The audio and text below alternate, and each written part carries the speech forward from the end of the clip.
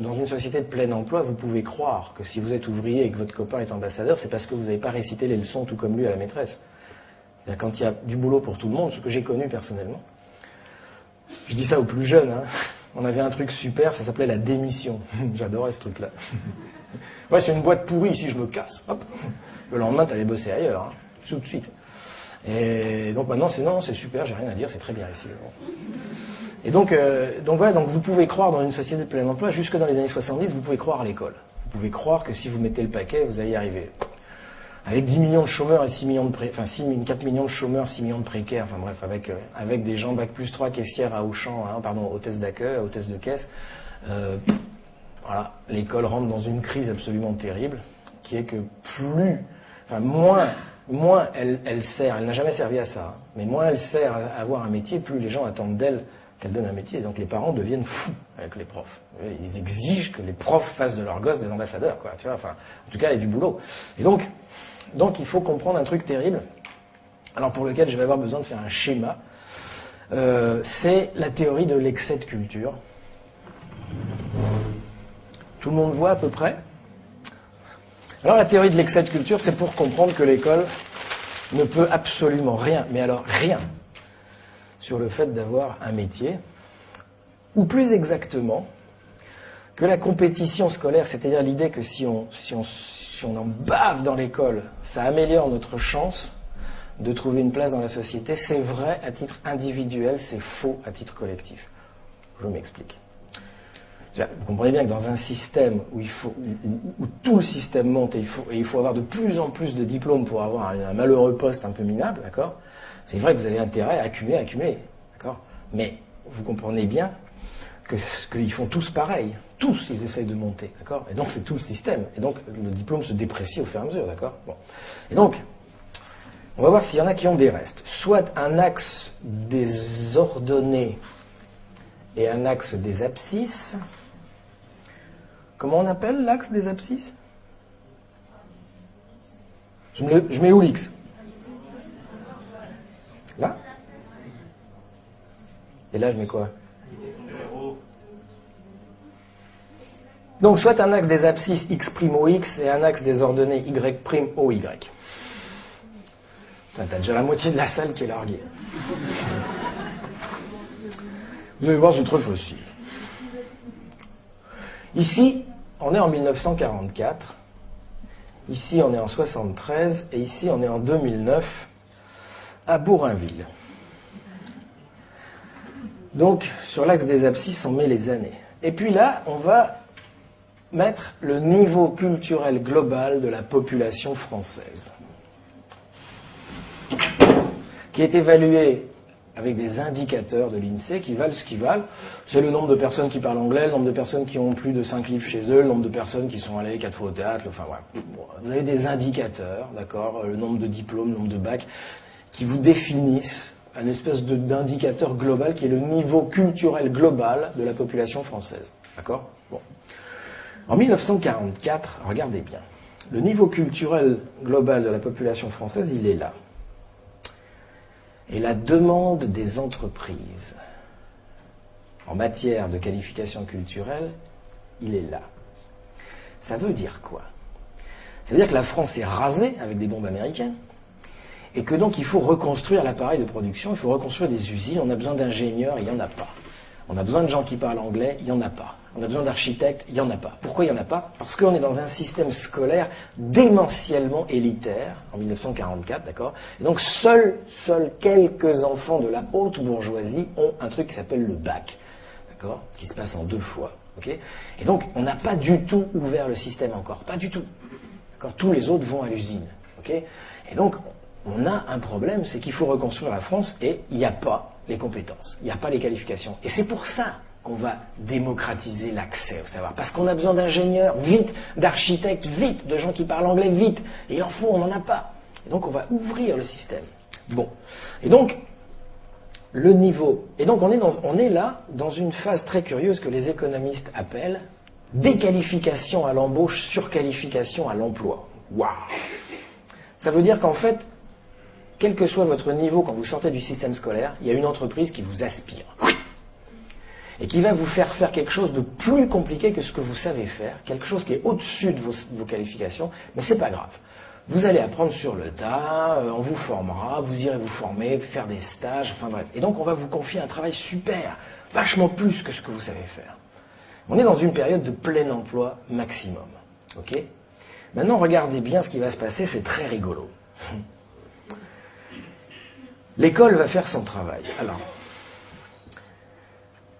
la télévision va faire son travail. Le livre de poche qui arrive en 63 va faire son travail. Bref, la démocratisation culturelle va fonctionner à plein. Et le niveau culturel de la population française va monter. D'accord ? Mais il va monter plus vite que le besoin des entreprises en matière de qualification culturelle, c'est-à-dire en matière de...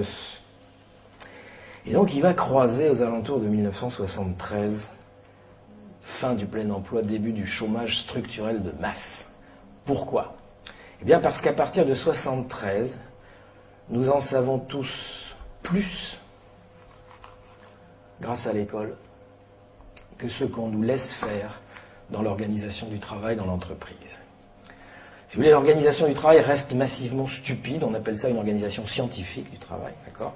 Et donc, nous sommes de plus en plus intelligents et on continue à ne rien nous laisser prendre comme initiative. Vous pouvez vérifier là où vous êtes tous, pour ceux qui travaillent dans cette salle, vous en savez plus que ce qu'on vous laisse faire dans l'organisation du travail. Mais vous connaissez ça très bien, hein ? C'est la secrétaire trilingue à qui on laisse utiliser une seule langue pour coller des timbres toute la journée sur des enveloppes, d'accord ? Et donc ce qui va se passer, c'est que la secrétaire trilingue, pour arriver à se caser là-dedans, là c'est la bagarre. Là c'est la bagarre. On appelle ça la lutte des places. Pour arriver à se caser là-dedans, elle va se présenter devant un patron en disant « je suis secrétaire trilingue ». Et puis à côté, il y a une secrétaire bilingue et à côté, il y a une secrétaire monolingue. Et elles acceptent toutes les trois le même salaire. La secrétaire trilingue accepte de baisser ses exigences salariales pour avoir le boulot à tout prix. Et donc le patron va engager la plus qualifiée pour lui confier un travail débile de secrétaire monolingue pour coller des timbres, hein, d'accord ? C'est-à-dire qu'il ne va pas utiliser ses compétences. Et donc elle va pousser vers le bas la secrétaire monolingue qui va devoir, elle, se caser là-dedans. Et elle va piquer le boulot d'une caissière à Auchan qui, elle, va piquer le boulot, etc. Et à la fin, pour un qui se case là-dedans, vous n'avez pas un, mais deux qui sortent en bas. Début du chômage structurel de masse. Chaque fois qu'il y en a un qui arrive à se caser, là, il y en a deux qui sortent là. Et donc, quand je vous dis que c'est vrai individuellement et c'est faux collectivement, chaque fois que l'un de nous arrive à rentrer dans le système, il se fout complètement de savoir qu'il y a quelqu'un d'autre qui sort quelque part. On appelle ça l'insertion professionnelle. Et donc c'est un système mortifère, parce que c'est vrai qu'il vaut mieux se battre comme des chiens et pousser ses gosses à faire des diplômes, à condition de se dire qu'on n'en a rien à foutre, d'accord, du chômage qui augmente. Parce que vous comprenez bien qu'avec tous les gens qui trouvent du travail, depuis le temps, il n'y a plus de chômage, d'accord ? Bon. Et donc cette théorie, c'est la théorie de l'excès de culture, et elle permet de montrer que ça ne sert plus à rien. Enfin, je veux dire, c'est pas parce que vous allez accumuler des diplômes, vous comprenez que ça va baisser le chômage. Ça va simplement rendre plus violent la compétition. Mais, je veux dire, l'école ne réglera pas la question du chômage. Et c'est un scandale de faire croire que l'école, si on la réforme, va mettre fin au chômage. C'est une horreur, ce truc-là. Ne vous laissez jamais dire ça. Ne votez pas pour les gens qui disent ça. Et donc, pourquoi c'est un scandale ?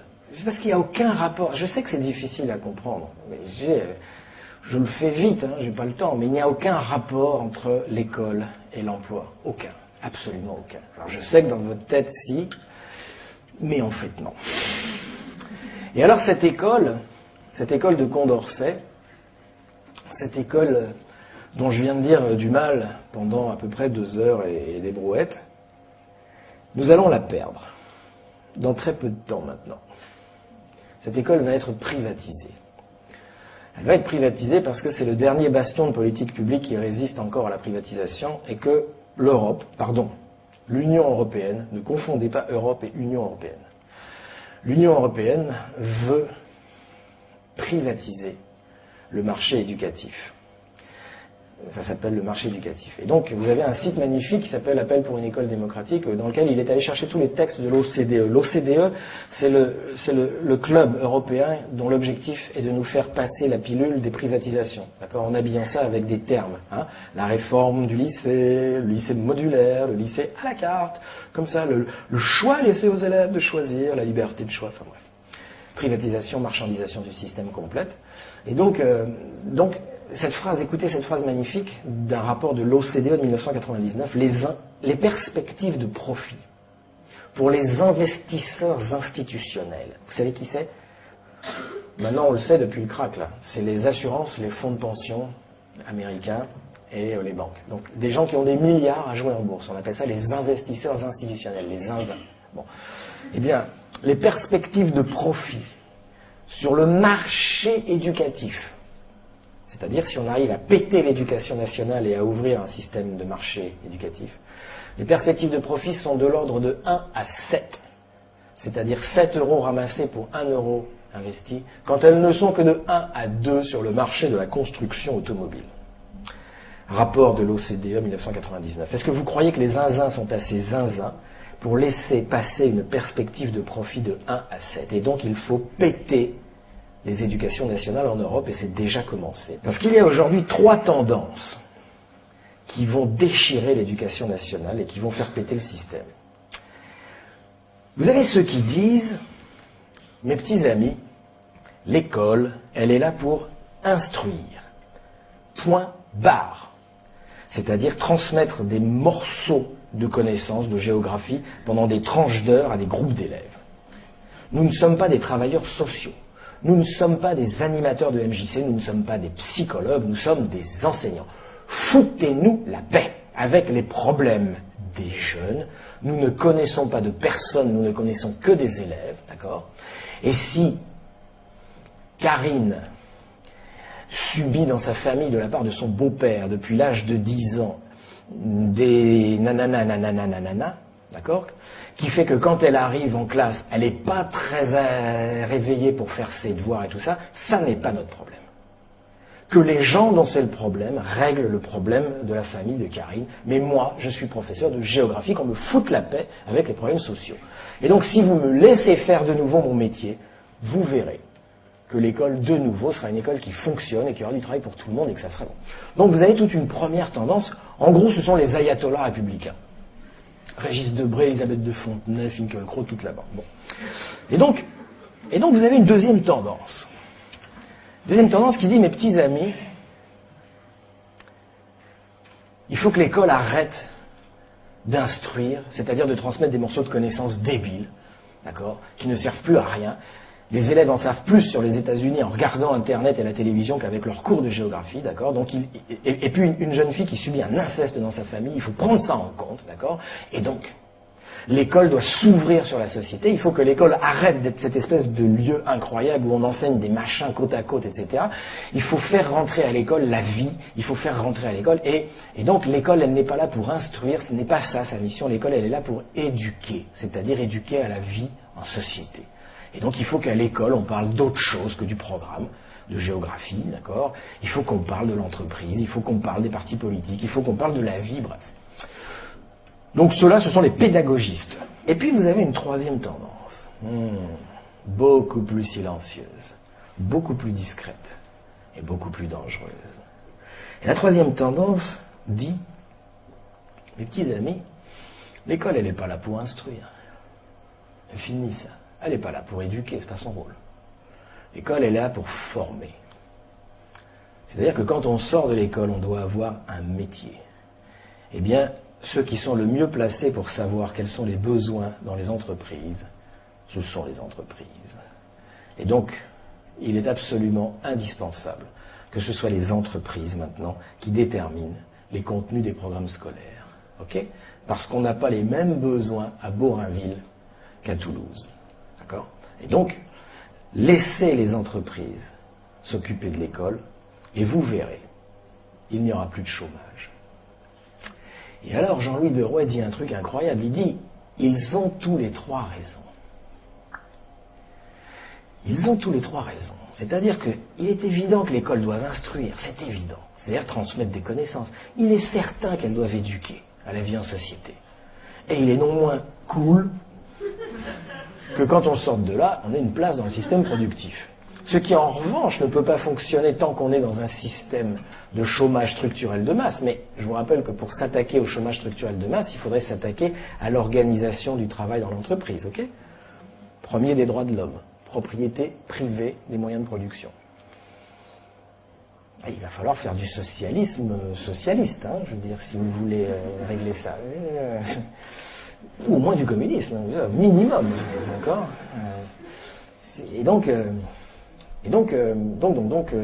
ce que dit Deroy, c'est ce qui est faux, c'est que dans une société où il y a 10 millions de personnes qui sont dehors, c'est que ces trois tendances puissent continuer à prétendre que leur fantasme soit réalisé. Et donc il va falloir qu'elles se mettent d'accord. Il faut réaliser un compromis. Il faut laisser rentrer un peu les entreprises, mais pas trop. Surtout pas trop. Mais quand même, il faut éduquer, il faut ouvrir les programmes, il faut arrêter. Et en même temps, il ne faut pas tout perdre des programmes. C'est-à-dire qu'il faut faire discussion sur nos représentations, nos fantasmes de ce que devrait être l'école. Et Deroy dit comme plus personne ne le fait, parce que dès que vous parlez de l'école, vous vous engueulez. Et donc, l'école va s'éclater et vous allez avoir, dans très peu de temps, des écoles où on va instruire, ça sera pour Marie-Cécile et ça sera Ronsard en centre-ville, des écoles où on va éduquer, ça sera pour Karim et ça sera Nelson Mandela dans la ZUP, d'accord ? Et puis des écoles où on va apprendre les toutes nouvelles techniques de pizza avec les nouvelles fours à pizza pour les pizzaiolos. Et donc, Jean-Louis Deroy dit, si on voulait empêcher ça, il faudrait faire de l'éducation populaire, c'est-à-dire il faudrait que les mouvements d'éducation populaire, les émergiciens en sont un, organisent le débat public, la discussion publique là-dessus. Parce que maintenant, c'est dans très peu de temps que ça nous arrive. Moi, je pense que c'est dans moins de 2 ans maintenant. Voilà, c'était ça que je voulais vous dire. Alors, le paradoxe, évidemment, vous voyez dans lequel nous sommes, c'est qu'après avoir dit autant de mal de l'éducation nationale, voilà que je pose la question de la sauver. Parce que il n'y a que 2 solutions. Soit on la laisse crever et on passe au système tout privé, tout marchand, avec rémunération des profs à la performance. Vous avez vu aux États-Unis, Obama, ce qu'il vient de faire passer ? Rémunération des profs au nombre de diplômés à l'arrivée. Les profs qui ont des résultats doivent être plus payés que les profs qui n'ont pas de résultats. Et donc ça arrive en France à toute vitesse. Okay ? Et les profs seront d'accord. Parce que plein de profs pensent qu'ils sont meilleurs que leurs collègues. Et qu'ils méritent, tu vois. Et donc, on va augmenter leur salaire. Et donc, bon. Et puis, on va confier la compétence éducative aux régions. Gros piège. Parce que les régions, elles savent que pour attirer les entreprises, elles ont 20 ans pour créer des lycées d'élite. 20 ans. Il faut virer tous les mômes qui traînent et il faut des lycées d'élite. Et si on a un lycée d'élite dans cette région, alors les entreprises, dans 20 ans, elles viendront ici, elles n'iront pas en Poitou-Charentes. Vous savez que la décentralisation, c'est la mise en concurrence de toutes les régions les unes contre les autres. Hein. Vous avez un truc super dans Charlie Hebdo qui est passé il y a quelques mois. La région Basse-Normandie et la région Haute-Normandie ont demandé une étude pour savoir quel serait l'impact d'une réunification des 2 Normandies. Et alors, le résultat, c'est que ça serait la première région de France, la 6e région d'Europe pour le nombre de salariés, la richesse, etc. Bref, un truc incroyable. Et alors Charlie Hebdo dit, vous vous rendez compte le pays qu'on aurait si on remettait toutes les régions ensemble ?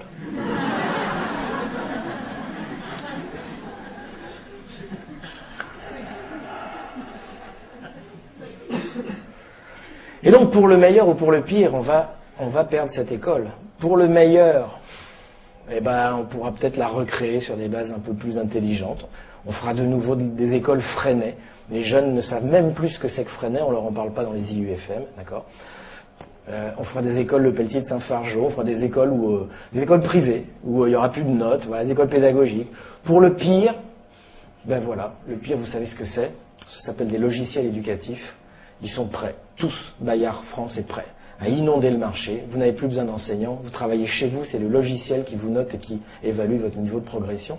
Et donc, évidemment, pourquoi l'Europe veut faire ça ? Parce qu'elle pense qu'elle va rafler le marché éducatif mondial.